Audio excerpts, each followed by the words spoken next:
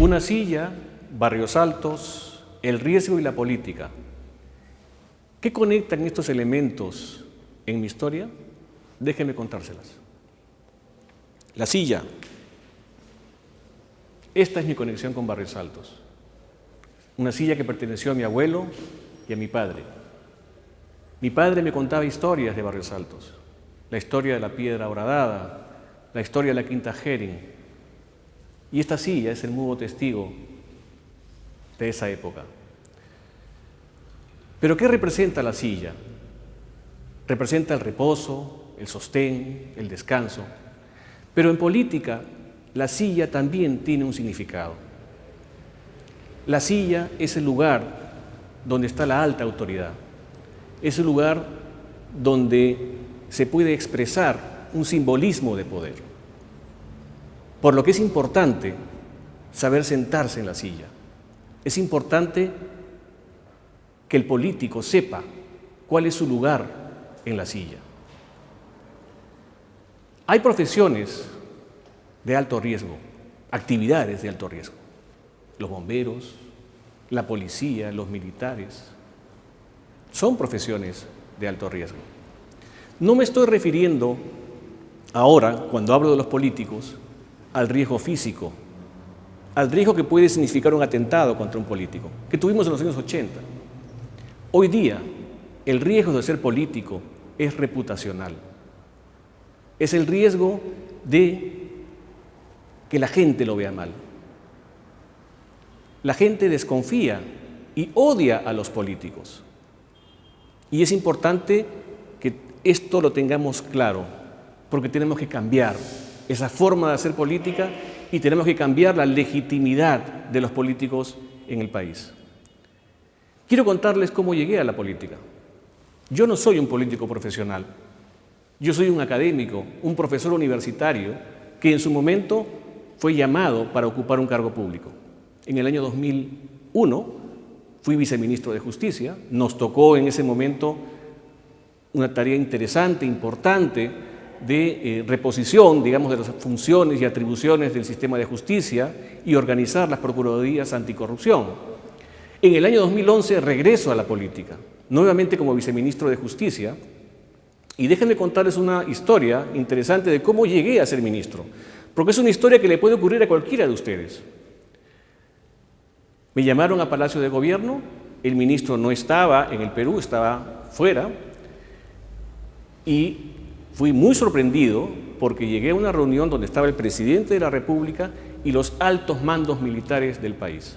Yo, un hombre civil, abogado, me senté en la silla que correspondía y escuché lo que estaba pasando. Estaban exponiendo operaciones militares en la región Madre de Dios vinculadas al combate a la minería ilegal. Nos pasaron una película en donde uno veía explosiones, intervenciones a dragas, que son estas máquinas enormes que succionan el suelo al lado de los ríos, y se iban a iniciar operaciones de intervención en esta región del país. Y yo pregunté, en su momento, cuando me tocó hablar, cuál era la base normativa, el marco legal que permitía que puedan hacer este tipo de acciones. Y me hablaron de unos decretos de urgencia que se habían emitido años antes. Los decretos de urgencia, de acuerdo a la Constitución, son normas especiales en materia económica y financiera, no pueden servir para otra cosa. Y aquí estaban sirviendo para autorizar operaciones militares. Esto era absolutamente inconstitucional, y así lo hice ver. La reacción del presidente en esa reunión fue: ustedes, los abogados, siempre complicando las cosas. Yo salí de esa reunión pensando que era mi último día como funcionario público y que regresaría nuevamente a las aulas universitarias a hacer mis trabajos de siempre. Pero eso no ocurrió.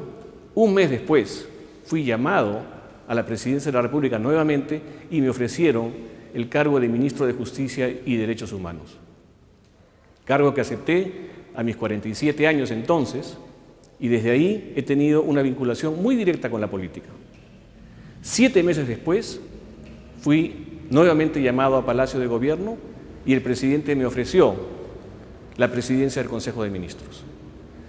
Me sorprendió muchísimo esa designación. Nunca lo pensé, nunca lo busqué. Y de hecho tuve temor, porque el primer ministro en el Perú es un cargo muy volátil. El primer ministro es un fusible. Fíjese, la presidencia del Consejo de Ministros es una institución que funciona desde 1856 y el promedio de duración de un primer ministro en el Perú es 8 meses. Entonces yo pensé, me llevan, ¿no es cierto?, a la sartén, a freírme, como cualquier político que entra a ese puesto y vemos que es muy volátil. Entonces hicimos una evaluación de por qué durante el primer año de ese gobierno ya teníamos 3 gabinetes. Habían caído 2 gabinetes por crisis políticas. Y el problema era muy sencillo de poder identificar: los conflictos sociales. En ese momento la Defensoría del Pueblo había advertido que en el Perú existían 260 conflictos. Y en la PCM había una oficina de conflictos, así se llamaba, que tenía apenas 7 funcionarios. Evidentemente, 7 funcionarios para 260 conflictos es la fórmula perfecta para la ingobernabilidad. Eso tenía que cambiar y lo cambiamos. Generamos una nueva institucionalidad llamada Oficina de Diálogo y Sostenibilidad. Cuando bautizamos a nuestro gabinete como el Gabinete del Diálogo, la prensa nos fustigó fuertemente porque la prensa quería un gabinete de hierro, un primer ministro de hierro, ¿no es cierto?, fuerte, que imponga la ley a como de lugar. Y no, lo que hicimos fue crear un gabinete de diálogo, y el diálogo se expresó fundamentalmente en los temas de inversión para el país. Inversión que permita que la empresa, que las comunidades y que por supuesto las autoridades regionales y locales y el gobierno central puedan desarrollar modelos de desarrollo local que permitan que podamos tener una posibilidad de inversión de grandes proyectos. Y así fue. Y logramos que proyectos muy importantes para el país, como Las Bambas, Constancia, la ampliación de Cerro Verde, en fin, puedan ser viables nuevamente para el país. Fueron más de 21.000 millones de dólares de inversión minera que se posibilitó a través de esta política de diálogo que iniciamos en su momento. Finalmente me convertí en el primer ministro que más ha durado durante ese quinquenio y uno de los que más ha durado en los últimos 20 años. Básicamente, ¿cómo? Trabajando, haciendo servicio público, haciendo gestión pública, que es lo que requiere el país en este momento, para poder desarrollar las acciones de gobierno y las políticas públicas que requiere el país. Pero la política sigue siendo una profesión de alto riesgo porque estamos imbuidos en una permanente polarización en donde el Congreso siempre va a ser un órgano hostil al gobierno, y así lo ha demostrado en los últimos años, y creo que esto tenemos que cambiarlo. Hemos tenido censuras de ministros, censuras de gabinetes, hemos censurado a un ministro por gusto, y es una tradición del Congreso, de los parlamentos desde siempre. Fíjese, en los años 40 a un ministro lo censuraron por no saber el precio de los payares en Ica, y recientemente a un ministro lo censuraron básicamente por gusto, un ministro de Educación en el año 2016.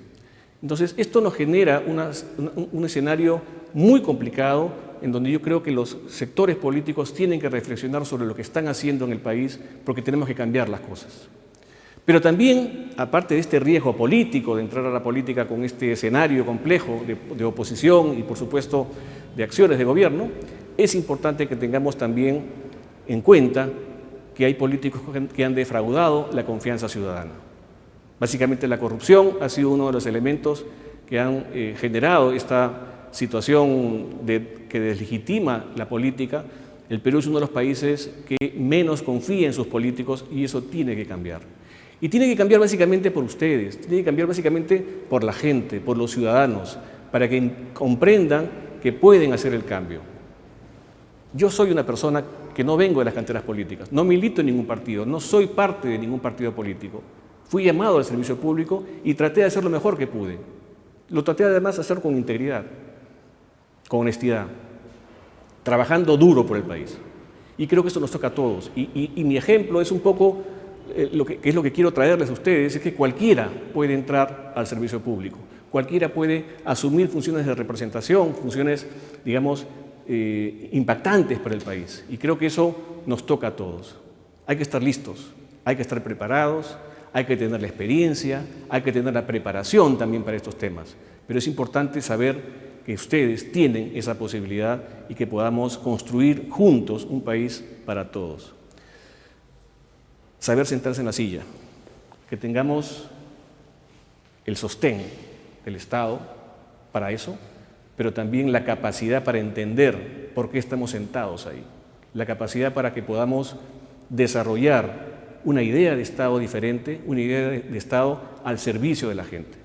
No son palabras, son realmente obligaciones que tenemos el día de hoy como país para que el Perú sea viable, el Perú sea un país en donde todos podamos convivir juntos sin exclusiones de nadie. Los invito a que puedan incorporarse a la política.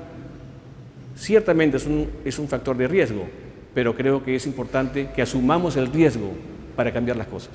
De ustedes depende.